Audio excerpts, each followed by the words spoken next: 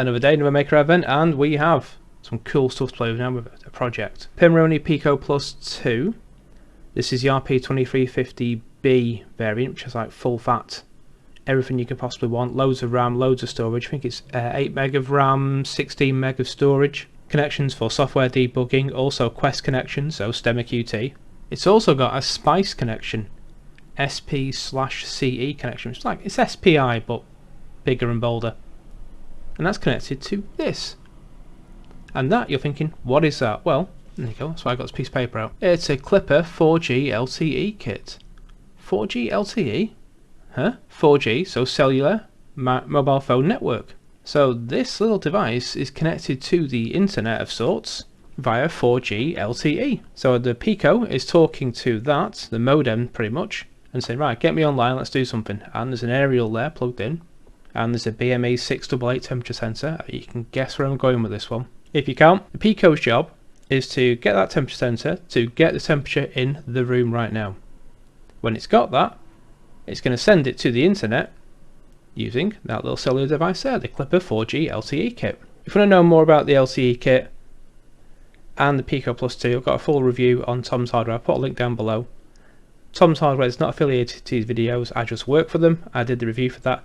This is kit I'd laying around and I thought, could I make a project out of it? And yes, I did. The data goes from this, but how does the data go out into the world? Is it MQTT? Well, it could be that if I wanted to. But I've not done that this time. I used something called ntfy, notify. Notify.sh. I'll put a link down below. I've also got a tutorial on Tom's side on how to use it. It's awesome, it's simple, and it just works. And there's a mobile phone app for it as well. God, I sound so old. There's a mobile phone app. There's an app for it where you can have your data sent straight to your phone as if it's like MQTT where you're subscribing to a topic. It just appears. No mess, no fuss. So that's the hardware build. It's pretty simple. It all plugs in using bespoke connections. Let's take a look at the code. So I'm running a custom MicroPython on this, which is from Pimoroni. It features all the stuff that I need behind the scenes to work with the Clipper 4G LTE kit. It also has everything that I need to work with the Pico Plus 2. Remember, it's their board. So we've got import LTE, so that's so we can use these cellular connections. We've got import time, so yeah, okay, we need to control the pace of the code. Requests, we can make web requests. Pin and PWM, we're going to use those to work with GPIO pins. In other words, connect that SPICE connection to the Clipper 4G LTE. We need to tell it where things are.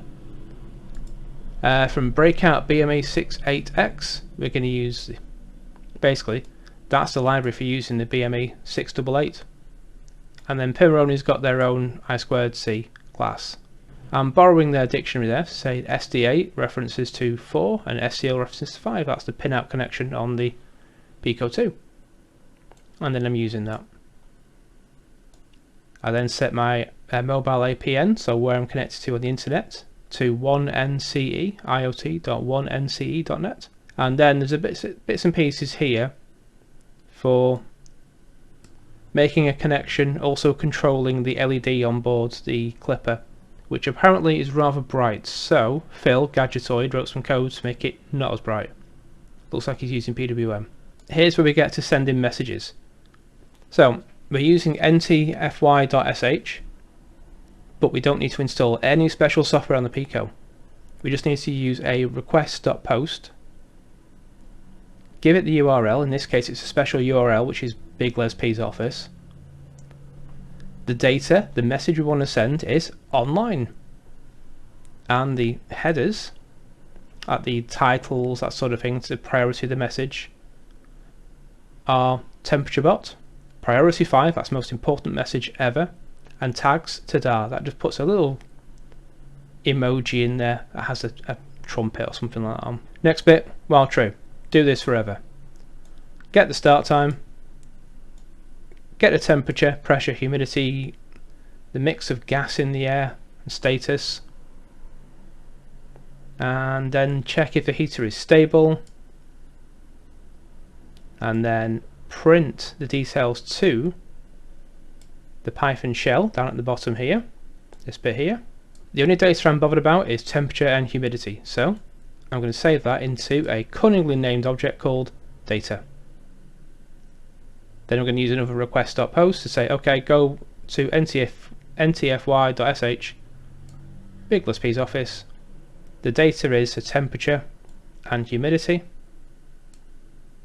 The headers, so the title, the priority of the message are title, temperature, priority 5, it's important, and a loudspeaker, so it's shouting.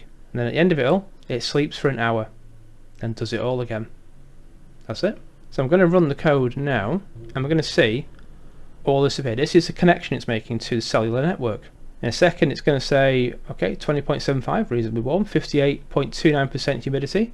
And I can see on my screen on the right hand side on my phone that those details will come up, and I'll put that in the video now. So that's it.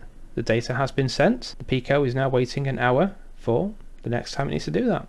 No Wi-Fi, just pure 4G and LTE, and it was really simple to do. I've got a review of the Clipper 4G LTE and the Pimoroni Pico Plus 2 on Tom's Hardware, and I've also got a quick tutorial on using ntfy.sh on a Raspberry Pi Pico W to send messages on Tom's Hardware. I think the project was a burglar alarm where PIR sensors connected. If it's sensor stripped, it sends a message. But yeah, there you go. That's the project done with for today. We've done a project. The first one, this Maker Event for 2024. There'll be more, don't worry, I've got stuff coming along. Just need to pop to the pound shop and get some bits and pieces for that. Right, that's all for today. Thanks very much. See you later.